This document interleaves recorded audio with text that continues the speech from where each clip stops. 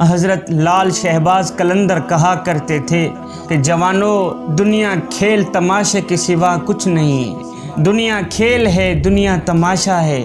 روزانہ یہی بات کیا کرتے تھے۔ ایک دن ایک شخص کھڑا ہوا، کہنے لگا، حضرت یہ آپ کیا کہہ رہے ہیں؟ دنیا کھیل ہے، دنیا تماشا کیسے؟ دنیا میں ہی آ کے ہم لوگ نماز پڑھتے ہیں، قرآن پڑھتے ہیں، اللہ اور اس کے رسول کو راضی کرتے ہیں، اور آپ کہہ رہے ہیں دنیا کھیل تماشے کے سوا کچھ نہیں ہے۔ میں اس بات پہ یقین نہیں کرتا۔ حضرت لال شہباز قلندر نے کہا، او نادان، تو نے کبھی قرآن نہیں پڑھا؟ اگر قرآن پڑھا ہے تو پھر یہ آیت نہیں پڑھی؟ اللہ فرماتا ہے وَمَا الْحَيَاةُ الدُّنْيَا إِلَّا لَعِبٌ وَلَهْوٌ۔ اس نے کہا، نہیں جی، میں اس بات پہ یقین نہیں کرتا، مجھے اپنی آنکھوں سے دکھایا جائے کہ دنیا کھیل تماشے کے سوا کچھ نہیں ہے، مجھے اپنی آنکھوں سے دکھایا جائے۔ حضرت لال شہباز قلندر نے کہا، اچھا پھر گھر جا، رات کو دیکھ ہی لے گا۔ یہ شخص گھر گیا، رات ہوئی، سویا، آنکھ لگی، خواب میں کیا دیکھ رہا ہے؟ خواب کی دنیا میں کہ حضرت لال شہباز قلندر کہیں تشریف لے جا رہے ہیں، تو راستے میں سے ایک رچ نچانے والا کھڑا تھا۔ اس کے ایک ہاتھ میں رچ کی ڈور تھی، دوسرے ہاتھ میں ڈولکی تھی۔ وہ ڈولکی بجاتا تھا، رچ ناچتا تھا۔ حضرت لال شہباز قلندر جیسے ہی اس شخص کے قریب آئے تو آپ نے فرمایا، میاں تو کون ہے؟ اس نے کہا، جی میں قلندر ہوں، میں قلندر۔ تجھے پتہ نہیں ہے آج کل رچ نچانے والے کو بھی قلندر کہا جاتا؟ تو قلندر ہے؟ اس نے کہا، ہاں میں قلندر۔ رچ نچانے والے نے کہا، تو کون ہے؟ فرمایا، میں بھی قلندر ہوں۔ کہا، تو قلندر کیسا ہے؟ نہ تو تیرے ہاتھ میں رچ ہے، نہ تو تیرے ہاتھ میں ڈولکی ہے۔ رچ نہیں ہے، ڈولکی نہیں ہے، تو پھر اللہ اکبر، تماشا کیسے دکھائے گا؟ تماشا نہیں دکھائے گا تو پھر قلندر تو کیسا ہے؟ حضرت لال شہباز قلندر نے کہا، اس طرح کر، پہلے اللہ اکبر تو مجھے تماشا دکھا، پھر میں تجھے تماشا دکھاؤں۔ اس رچ نچانے والے نے کیا کیا؟ ڈولکی بجائی، رچ تھوڑا اٹھ کر ناچنے لگا۔ ناچنے کے بعد اس شخص نے کہا، میرا تماشا تو یہی ہے، اب آپ تماشا دکھائیں۔ حضرت لال شہباز قلندر نے کیا کیا؟ وہ شخص خواب میں دیکھ رہا، یہ کیا خواب سنا رہا، جو کہتا تھا میں نہیں مانتا وَمَا الْحَيَاةُ الدُّنْيَا إِلَّا لَعِبٌ وَلَهْوٌ کا ترجمہ کہ دنیا کھیل تماشے کے سوا کچھ نہیں۔ وہ خواب میں دیکھ رہا۔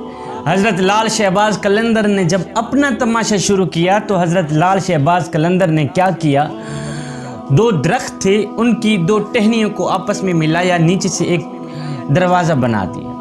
حضرت لال شہباز قلندر نے کہا، میاں اس طرح کر، اسی دروازے سے گزر جا، آگے آگے جانا، پیچھے نہ آنا، آگے ہی جانا، پیچھے نہ آنا۔ اس رچ نچانے والے نے کیا کیا؟ اسی دروازے سے گزرا۔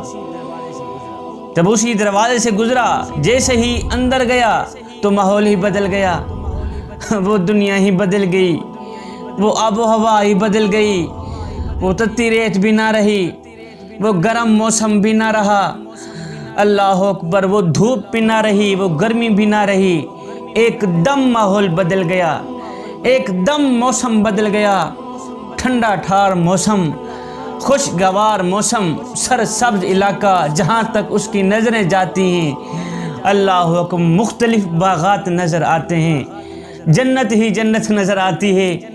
دیکھ کر حیران رہ گیا کہ یا اللہ، آخر ہو کیا گیا ہے؟ وہ میرے کپڑے نہیں ہیں، اللہ اکبر، وہ میرا جسم نہیں ہے، آخر ہو کیا گیا ہے؟ ابھی یہ سوچ ہی رہا تھا کہ دیکھا کہ گھوڑوں کے اوپر سوار ایک لشکر اس شخص کے پاس آ رہا ہے۔ سارے سپاہی ہی سپاہی نظر آتے ہیں گھوڑوں کے اوپر۔ جیسے ہی وہ لشکر اس شخص کے قریب آیا، اس نے سمجھا آج تو میری ختم ہو گئی، آج تو میں مر ہی گیا۔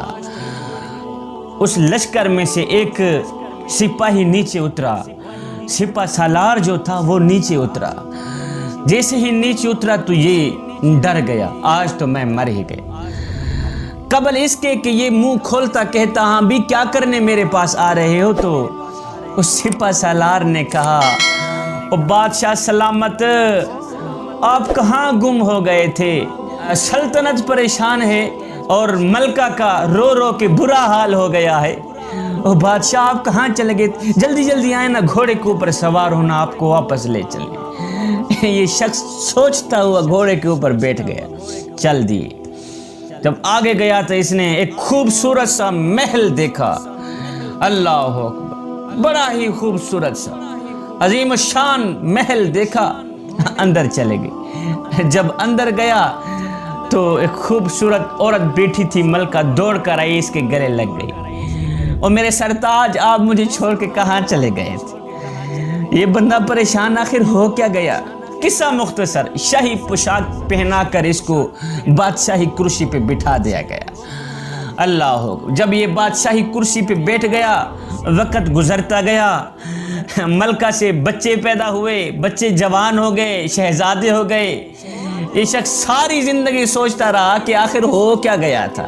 جوانی ڈھل گئی، بڑھاپا آ گیا، جسم میں جان نہ رہی، جسم میں طاقت نہ رہی، منہ میں ذائقہ نہ رہا۔ بڑھاپا ہی بڑھاپا ہے، ٹانگیں کانپتی ہیں، جسم کانپتا ہے۔ ایک دن ٹھنڈی ٹھنڈی ہوا چل رہی تھی تو یہ شخص محل سے باہر نکلا، جا کے کوئی ٹھنڈی ٹھنڈی ہوا لگا کے جب باہر گیا، چلتے چلتے چلتے چلتے عین اسی لشکر والی جگہ پر پہنچا۔ وہاں پہنچا، بیٹھ کے سوچ رہا ہے، یا اللہ آخر ہو کیا گیا تھا۔ ایک دم اس کی نظر پڑی تو کیا دیکھتا ہے کہ وہی دروازہ پھر سے نظر آ رہا ہے۔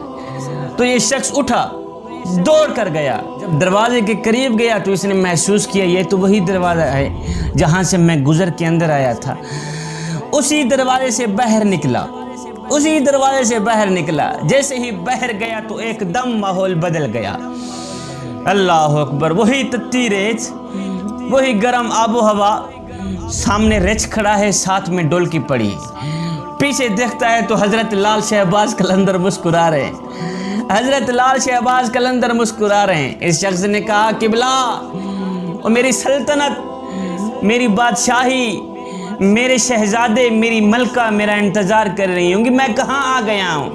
یہ سن کر حضرت لال شہباز قلندر مسکرائے۔ مسکرانے کے بعد آپ نے فرمایا، چپ کر نادان، تجھے کہا نہیں تھا دنیا کھیل تماشے کے سوا کچھ نہیں۔ یہ سب کھیل ہی تھا جو تیرے ساتھ رچایا گیا تھا، یہ سب تماشا ہی تھا جو تیرے ساتھ رچایا گیا تھا، دنیا کھیل تماشے کے سوا کچھ نہیں ہے۔ جوانوں، اس دنیا کے پیچھے اپنی آخرت کو برباد نہ کرو۔ آپ کبھی شہر سے گزرے ہوں گے، سگنل پہ رکے ہوں گے، آپ نے دیکھا ہوگا کہ گنتی الٹی چل رہی ہوتی، گنتی الٹی چل رہی ہوتی۔ نادانو، جہاں گنتی الٹی چل رہی ہو وہاں بہت جلد کام زیرو پہ آ جاتا ہے۔ ہماری زندگی بھی، ہماری سانسیں بھی الٹی چل رہی ہیں۔ کوئی 40 سے 30 سال پہ آ رہا ہے، کوئی 30 سے 20 سال پہ آ رہا ہے۔ تو جیسے یہ زیرو پوائنٹ پہ پہنچے گی، اسی کا نام موت ہے، اسی کا نام جدائی ہے۔ جوانوں، یہ زندگی کے لمحے تمہارے لیے غنیمت ہے، انہی لمحوں میں کچھ کر لیں، انہی لمحوں میں کچھ اکٹھا کر لیں، انہی لمحوں میں خدا کی یاد اور محبت کے دیے اپنے دل میں جلا لیں۔ معلوم نہیں پھر فرصت ملے نہ ملے، معلوم نہیں پھر یہ زندگی